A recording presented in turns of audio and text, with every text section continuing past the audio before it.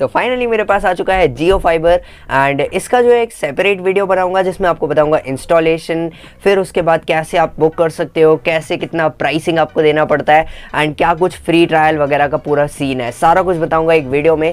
एक dedicated video जल्दी से आएगी जब तक ये पूरे का मैं रिसर्च वगैरह कर लूँ एंड उसके बाद मैं आपको सारा कुछ बताने वाला हूँ।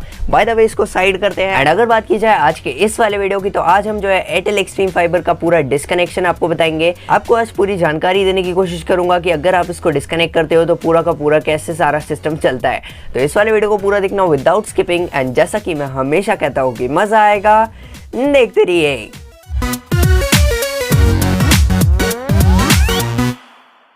सबसे पहले यहाँ पर बात करते हैं कि आखिर मैं इसको क्यों डिस्कनेक्ट करवा रहा हूँ। तो यहाँ पर सीधा सा रीज़न है, मैंने इसका जो प्लान लिया था वो था 2828 रुपीज़ का एंड उस टाइम पर जब मैंने इसका प्लान लिया था ये था 40 MBPS का प्लान एंड ये था अराउंड 4 मंथ 20 दिनों के लिए, यानी ऑलमोस्ट 5 मंथ के लिए। एंड इस वाले प्लान के लिए मैं 588 रुपीज़ के अराउंड पर मंथ पे कर रहा था। अब इस वाले प्लान का पूरा टाइमिंग ख़त्म हो चुका है, अराउंड जो भी मेरे को यूज़ करना था एंड उससे ज़्यादा ही हो चुका है एक्चुअली। तो इतना सब टाइम मैंने इसको यूज़ कर लिया। अब यहाँ पर फाइनली मुझे पता लगता है कि मेरे एरिया में जो है जियो फाइबर आ चुका है एंड जब मेरे एरिया में जियो फाइबर आ ही चुका है तो why to not spend money on Jio also, क्योंकि यहाँ पर एयरटेल जो है वो थोड़ा सा महंगा पड़ जाता है। तो यही जो कारण है कि भाई मैं जियो को यूज़ कर रहा हूँ एंड एयरटेल को नहीं कर रहा हूँ अब। एंड यहाँ पर एक और बहुत बड़ा रीज़न है कि यहाँ पर जो 40 MBPS की स्पीड है उसके अराउंड ही हमें 30 MBPS की स्पीड जियो में देखने मिल रही है एंड 1 मंथ का फ्री ट्रायल भी देखने मिल रहा है। And of course as a creator तो मैं सोच रहा हूँ आगे जाकर वीडियोज़ भी बनाया जाए जियो के ऊपर। इस चक्कर में मैं जो है पूरा का पूरा डिस्कनेक्ट करवा दिया हूँ अपने एयरटेल को। अब यहाँ पर बात करते हैं डिस्कनेक्शन की।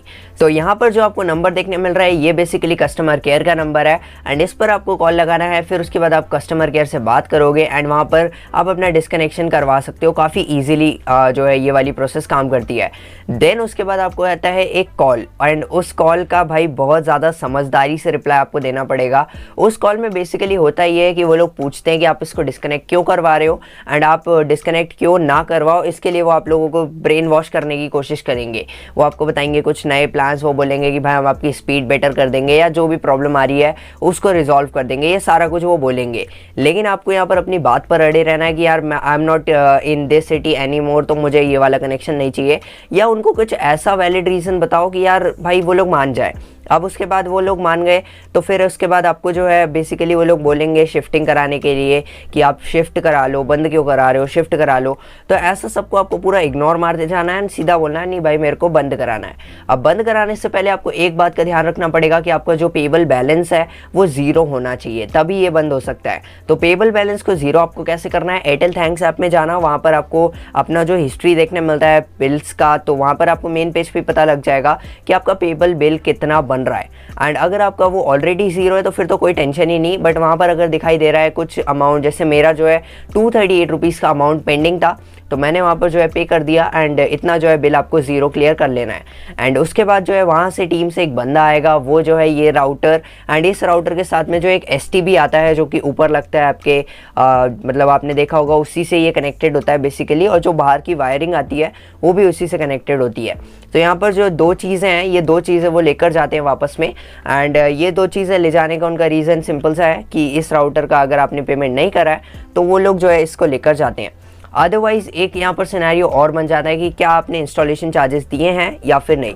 तो अगर आपने इंस्टॉलेशन चार्जेस दे रखे हैं तो वो आपको रिफंड हो जाएंगे एंड अगर आपने इंस्टॉलेशन चार्जेस नहीं दिए, जैसे मैंने नहीं दिए थे, तो मुझे यहाँ पर कोई भी अमाउंट रिफंड नहीं आने वाला। Take around 4 to 5 days to completed. भाई वो लोग वायरिंग को छेंगे भी नहीं, वो सिर्फ आएंगे ये वाला राउटर उठाएंगे एंड वो जो आपका STB है वो STB और ये राउटर लेकर चले जाएंगे। काफ़ी नॉर्मल सा प्रोसीजर है एंड उसके बाद आपको जो है मेल आ जाएगा कि भाई आपका डिस्कनेक्शन सक्सेसफुल हो चुका है। केवल इतना सा जो है कंप्लीट प्रोसीजर आ जाता है। इसमें कोई भी एक बहुत ज़्यादा हेडेक लेने की ज़रूरत नहीं है, बस आप रीज़न ऐसा देना कि वो लोग डिस्कनेक्शन करें एंड कोई भी टेंशन या कोई भी इशू लेने की ज़रूरत नहीं है। बस अपना जो बैलेंस है ना पेबल वाला उसको 0 ज़रूर से कर लेना। तो यार इतना ही था इस वाले वीडियो के लिए, जिसमें मैंने आपको इसका डिस्कनेक्शन प्रोसीजर कंप्लीटली समझा दिया है एंड अगर आप अब डिस्कनेक्ट करवाओगे तो आपको काफ़ी आसानी हो जाएगी मे बी।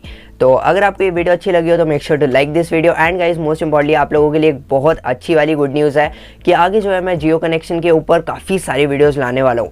एंड गाइज आप लोगों के लिए एक और कमाल की चीज़ कि भाई इसका कैसा एक्सपीरियंस रहा, इस पर मैं एक बहुत अच्छी वीडियो बनाने वाला हूँ जिसमें मैं सारा कुछ एक्सप्लेन करूँगा कि आखिर मैंने इसको कितना टाइम यूज़ किया, कौन सा प्लान यूज़ किया, मुझे किस तरह के इश्यूज़ फेस हुए एंड किस तरह के इश्यूज़ नहीं फेस हुए। ये सारी चीज़ें आपको उस एक पर्टिकुलर वीडियो में एक्सपीरियंस कराऊंगा एंड इससे आपको जियो पे क्यों जाना चाहिए उस पर भी मैं एक वीडियो बनाने वाला हूँ।